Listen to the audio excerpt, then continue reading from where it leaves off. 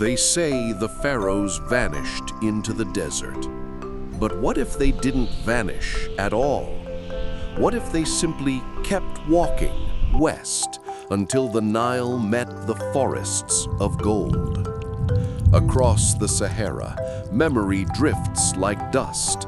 Empires rise, fall, and are reborn under new names. The stones at Karnak whisper in a tongue older than time. And somewhere in Ghana's royal courts, that same rhythm hums beneath the drum. A name once carved in granite, Khufu, Khafra, Aminianua, still breathes through the Akan. Khufu, Khafra, Amenno. Coincidence or continuity? If the Nile could speak, would it say that its children wandered home? This is not a myth. This is an argument, a bridge between science and soul, between DNA's cold numbers and Africa's warm memory, between those who dig graves for the pharaohs and those who still bear their names.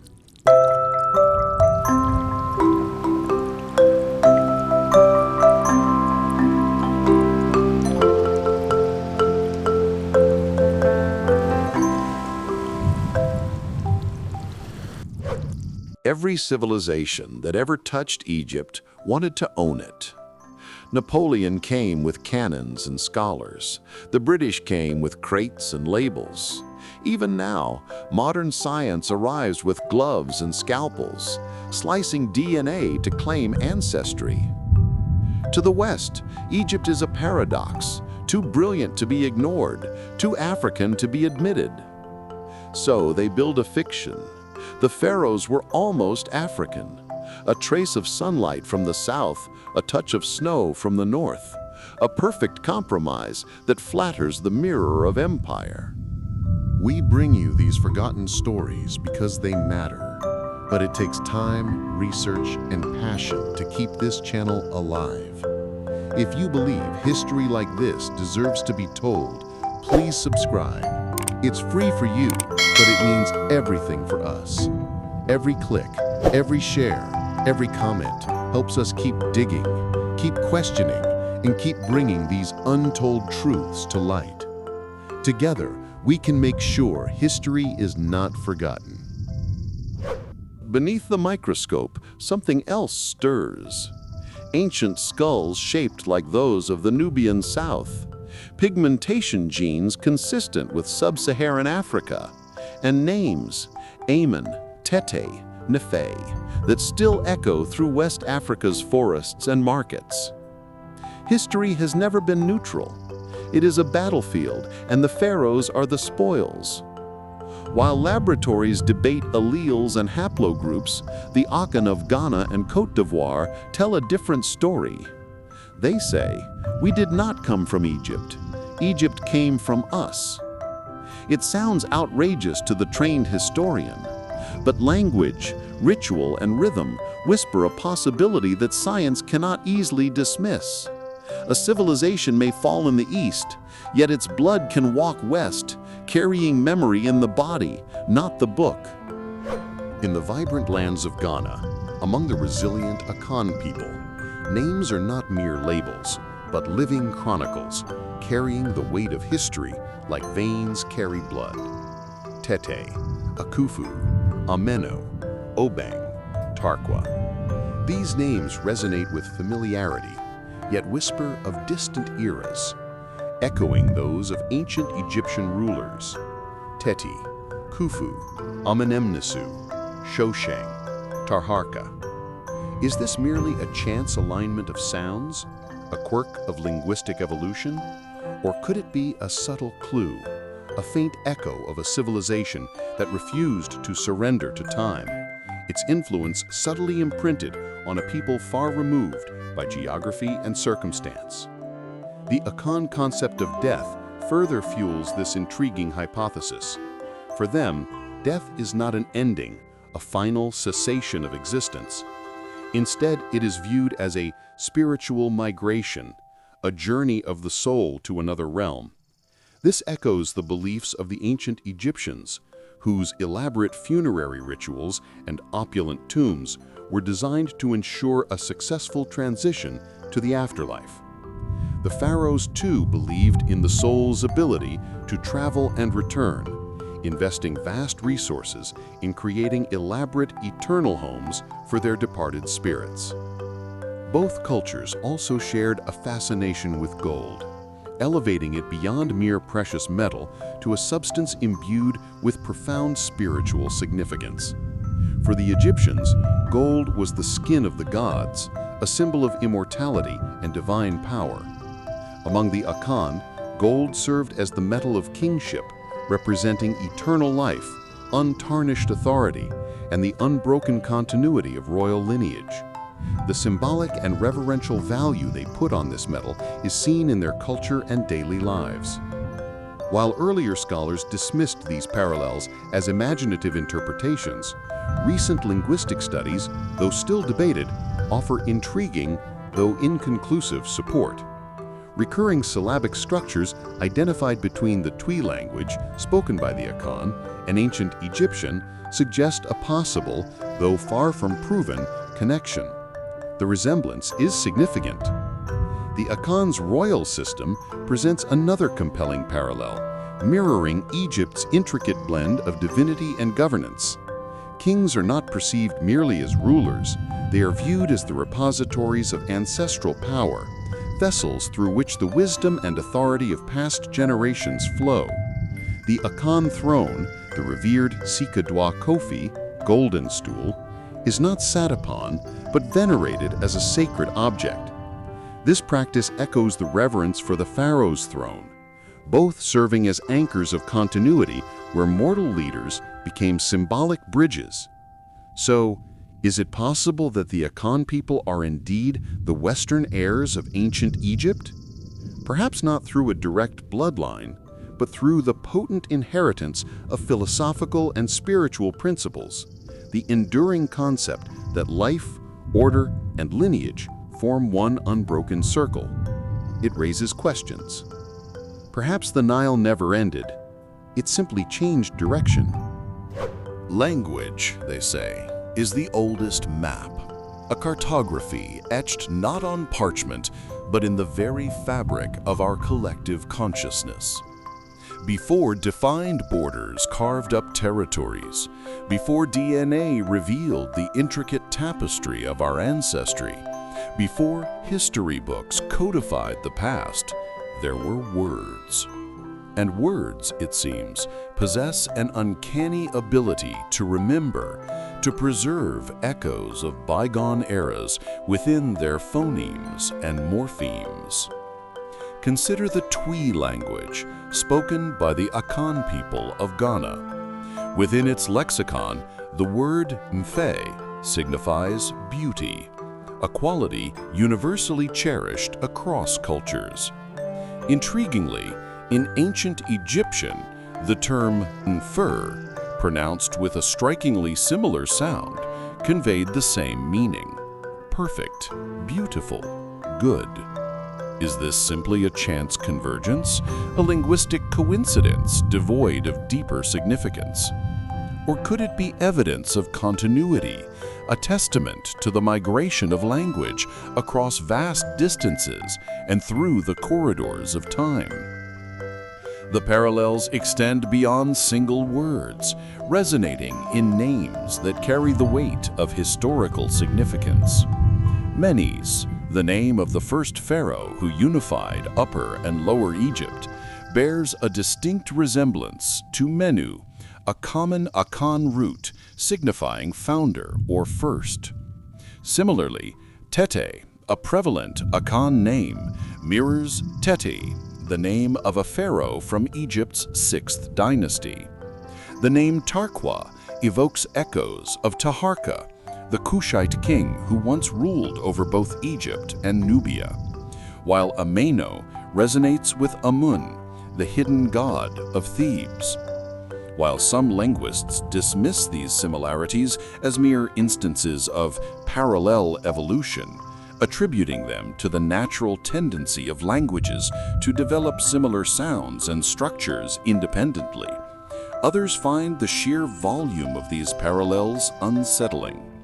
When coincidences begin to stack higher than the pyramids themselves, dismissal begins to feel like a kind of intellectual aversion, a reluctance to confront the possibility of a deeper connection. Even the royal titles employed by the Akan, such as Ohi and Oman Hene, which designate chiefs and paramount chiefs respectively, seem to carry faint echoes of Hene and Horus, evoking a sense of leadership as a divinely ordained appointment, a concept central to ancient Egyptian cosmology. Further connecting the two worlds, the Akan practice of saluting the rising sun as a symbol of rebirth resonates with the ancient Egyptian reverence for Ra, the sun god, and his daily journey across the sky. In both cultures, language is more than just a means of communication. Instead, each word acts as a relic of how ancient people lived. Even today, this remains true in many different cultures around the world. But skeptics remain to argue that sound-alike words prove nothing. It needs to be taken with a grain of salt. Still, it can provide hints. It's a whisper more than a yell. However, when combined with the regalia, cosmology, and continuity of social order, a strong argument begins to take shape. Words migrate slower than people, but they do migrate. Science, in its pursuit of verifiable truths, often presents itself as an objective arbiter, a dispassionate observer whose pronouncements are free from bias. But even the most sophisticated scientific instruments, like microscopes and DNA sequencers, can be wielded with inherent predispositions, leading to interpretations that reinforce pre-existing narratives. In 2017, a European research team made a provocative announcement. Their analysis of ancient Egyptian mummies revealed that they were genetically more Near Eastern than Sub-Saharan African. This declaration ignited a media firestorm, with headlines proclaiming a seemingly definitive verdict on the ethnic identity of the ancient Egyptians. However, a closer examination of the study's methodology reveals significant limitations.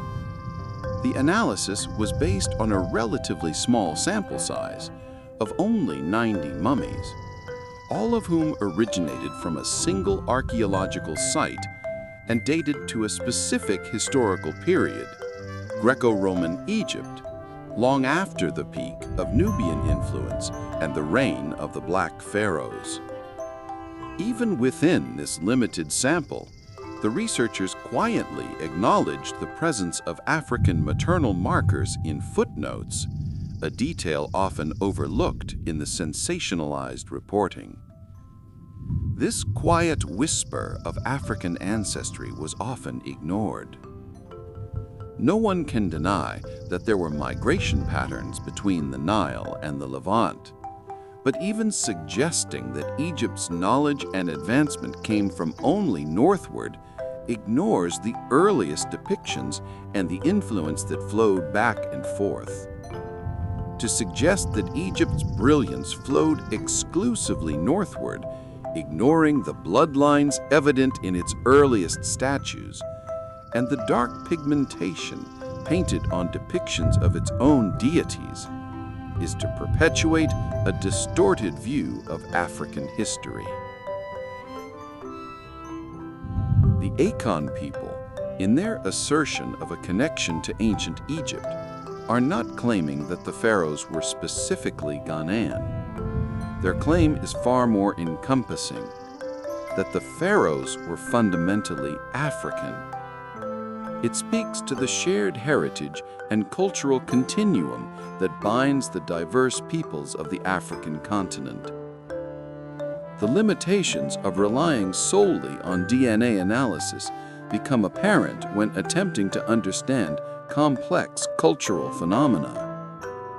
DNA studies can quantify the presence of specific molecules and trace ancestral lineages. However, it is simply not possible to capture the power of their beliefs or the ability of their language. In the Akan language, Inkwa represents the essence of life, a vital force that animates all living things. Remarkably, in ancient Egyptian, the word Ankh carries the same profound meaning, symbolizing the eternal cycle of existence. Ultimately, life is not proven by data or confirmed in a laboratory. It's lived by us all. Science may have the microscope, but memory has the drum. Imagine a world before the desert. A world where the Sahara was not a vast expanse of arid emptiness, but a fertile savanna teeming with life. Before the sands consumed everything, green rivers, fed by the lifeblood of the Nile basin, flowed westward, nourishing the lands that now constitute Mali and Niger. Across this vibrant landscape, nomadic herders, skilled smiths, learned priests and merchants, the very engines of civilization, moved freely, carrying their knowledge, traditions, and aspirations on foot. Archaeological discoveries provide tantalizing glimpses into this interconnected past, revealing a network of trade routes and cultural exchanges that stretched from Nubia to the Western Sahel. Intricate beads, precious trade goods, and distinctive terracotta art objects trace a compelling cultural stream, hinting at a shared heritage and a flow of ideas across the African continent. While these artifacts do not constitute definitive proof of direct descent, they do reveal a discernible pattern, a web of connections that challenges conventional narratives. Empires, much like rivers, do not simply vanish. They migrate, shift, and transform, slowly carving new valleys and leaving traces of their passage in the sediment of time. The movement of people, the transmission of knowledge, and the adaptation of cultural practices all contribute to this intricate process of historical evolution. If the decline and eventual collapse of ancient Egypt spurred a westward migration of refugees seeking new opportunities and havens, then the Akan story may not be a mere invention, a fanciful creation ex nihilo. Instead, it could be a legacy, a testament to cultural inheritance. What used to be may not be the same now. Their ancient rituals took on new forms. But the relentless growth of the Sahara Desert became a formidable barrier, a geographical force that reshaped the course of history and contributed to the selective amnesia that plagues our understanding of the African past. Once the sand covers footsteps, scholars dismiss them as myths. In the vast silence of the Sahara, the question lingers like wind. Can a people lose their memories and still their culture lives? Perhaps the Akan are not Egypt's lost children. Perhaps they are Egypt's continuation, reborn in forest rather than floodplain. In many societies, a king's physical body is not his own. Rather, his flesh becomes a covenant, embodying the destiny and well-being of the nation itself. From Benin to Kemet, to Asante, to Egypt, the rulers exist. The pharaoh and Akanehene, Akan king, are sons dressed in human skin, representatives of power and glory. It is evident in their routines. As the Akan priests perform in the sunrise, pouring liquid as a sign of respect and thanks, their people are thankful. In ancient Egypt, in return, their priests offered a song. Two worlds, one shared faith. This connection goes to their hearts. The Sika Dwa Kofi, the revered golden stool, does not only descend from the heavens in Akan tradition. More than that, it is the essence of the Akan people. This is seen with everything, from their beliefs to their families and all. This is what their way of life would mean for them all. It carries the essence of those gone and all that is and can be. But what it seems to say is not enough to justify what is actually there. So what else can be done? It carries what cannot even be put into words. It must be felt, and there's never a way to come to terms with something like that. In Egypt, the throne of Horus was considered this as well. Power comes from up above, as their history has shown to be, what has been for them. There is nothing else that is more sacred than that. Each coronation, every death ritual, every festival of renewal repeats that cosmic alignment, showing that the ruler is not a person, but a bridge between ancestors and unborn. The person in power is simply a guide. They have an important task to take care of, and this can never be dismissed. What everything boils down to in the end can be summarized. In Akan belief, the departed joins the world of spirits to advise the living. In Egypt, the pharaoh entered the Duat, the hidden realm, to steer the sun's return. Coincidence? Or memory adapting to forest and time? History's arrogance calls all of these events a mere result of parallel development. However, parallel lines that echo for so many years may hold a hidden memory. Can what it has done to these people be shown again? Only time can tell. What has been will show itself over the period of time, but now we know what to look for. If ritual is a language, then the Akan and the pharaohs still speak. Science, in its pursuit of tangible evidence, often demands bones and material artifacts, tangible remnants of the past that can be subjected to rigorous analysis. Archaeology, too, seeks quantifiable data, relying on carbon dating, stratigraphy, and material culture to reconstruct historical narratives. However, Africa's oldest libraries are not made of papyrus. They are people. This emphasis on tangible evidence often marginalizes other forms of historical knowledge. These take the form of the oral traditions.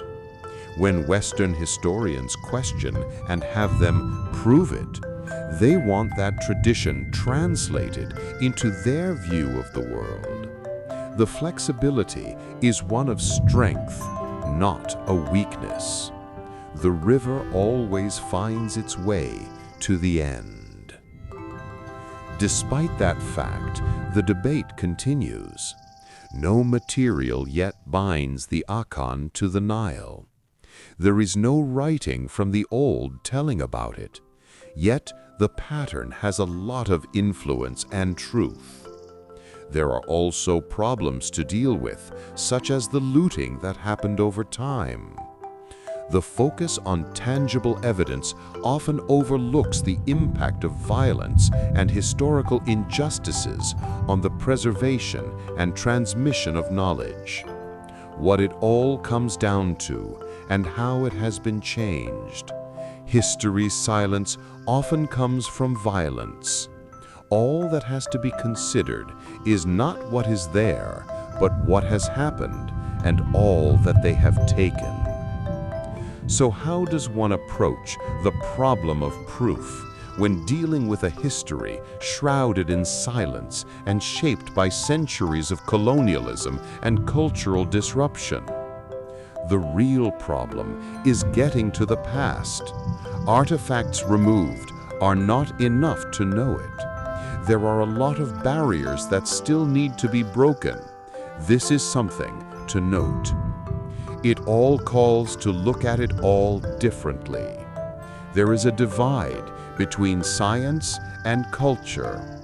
With science versus the culture, it is easy to look at the numbers, but there needs to be a blending of these two. There has to be respect for both. In doing so, the world can come to something better. It just has to take time. With all the new information, we can see new things. To only see one version means to miss out. Truth may be missing from the museum, but not from the memory.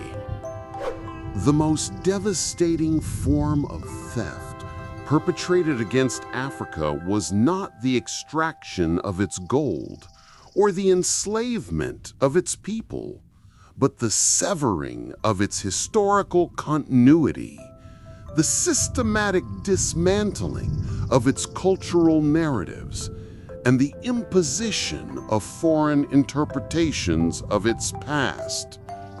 Colonial powers sought to fragment and control the African continent, not only politically and economically, but also intellectually, rewriting its history to serve their own self-serving agendas.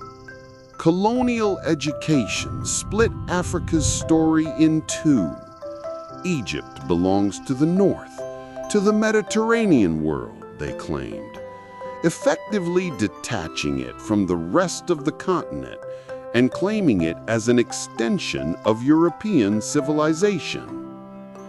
This artificial division created a false dichotomy, portraying North Africa as sophisticated, civilized, and connected to the West, while casting sub-Saharan Africa as a land of tribes, drums, and darkness, a region devoid of complex history and intellectual achievement.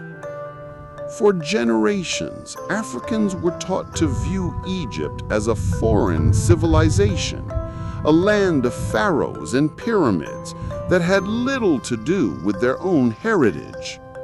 The Nile, the very bloodline of the continent, was falsely portrayed as a barrier rather than a connector, reinforcing the notion that Africa was a continent divided, its history fragmented and disconnected. This manufactured narrative had a profound impact on African self-perception. Africans were taught to doubt their own capabilities, to view their traditions as primitive, and to see their potential as limited. They learned to see pyramids as foreign, kingship as imported, brilliance as borrowed. The result was a deep-seated sense of cultural inferiority, a pervasive belief that Africa was somehow incapable of producing its own great civilizations. Now, when an Akan says our ancestors built the Nile, he's called romantic. When a European says they came from the Caucasus, he's called scientific. The double standard betrays historical biases. It creates a way to have certain beliefs without being able to back those beliefs up. The Sahara, too, is not a wall. It is a mirror. It's a reflection, and every empire that stared into it saw itself, darker and older than it wished to admit. It's more than just a continent. It holds so much. Memory is one of those. There is a value that cannot be stated. There is more than that. Perhaps Africa didn't lose Egypt. Perhaps Egypt lost Africa. Across the vast expanse of time and geography, echoes of the ancient world resonate in the most unexpected of places. Within the vibrant culture of the Akan people, whispers of a distant past linger in their names, carrying the echoes of ancient rulers, forgotten deities, and shared cultural concepts. The names are the bridge they connect back. Menes, Menu, Khufu, Akufu, Tarhaka, Tarkwa, Seti, Sechi, Teti, Tete, Amenomeniwa, Ameno, Jedkare, Giakari, Shosheng, Obeng. 7 pairs of names, one heartbeat. Each a distinct echo, yet vibrating with a shared resonance like chords struck on a long-forgotten instrument, one singular heartbeat. Beyond the similarity of sounds, they resonate in that they speak to certain concepts as well, such as beauty, leadership, foundation, and truth. These names carry on a pattern of understanding. In Akan cosmology, names are representation of spirits given shape. What people did was a part of their life. Every choice has helped shape it and how that person went. What has been there with them matters a lot.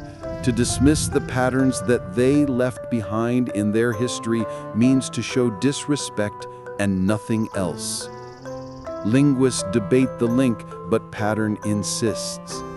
Just as Akan gold weights bear geometric codes echoing Nile symbolism, so too do these names carry resonance beyond reason. To dismiss them is to underestimate language's endurance. A word can survive conquest. A syllable can outlive an empire. The pharaohs may have lost their thrones, but not their tongues. And in the marketplaces of Kumasi, in the songs of children named Tete, Akentin, Ameno, the Nile still murmurs its syllables in Twi. The past has lessons. All that is needed is a listen. Perhaps the question that has been set upon at the beginning is wrong. Maybe the question isn't, were the pharaohs Akan? Maybe the question is, what happens when Africa remembers itself? If Ghana and Egypt share not blood but philosophy, not DNA but destiny, then the connection is still sacred. Civilization is not owned by genes, it is carried by values.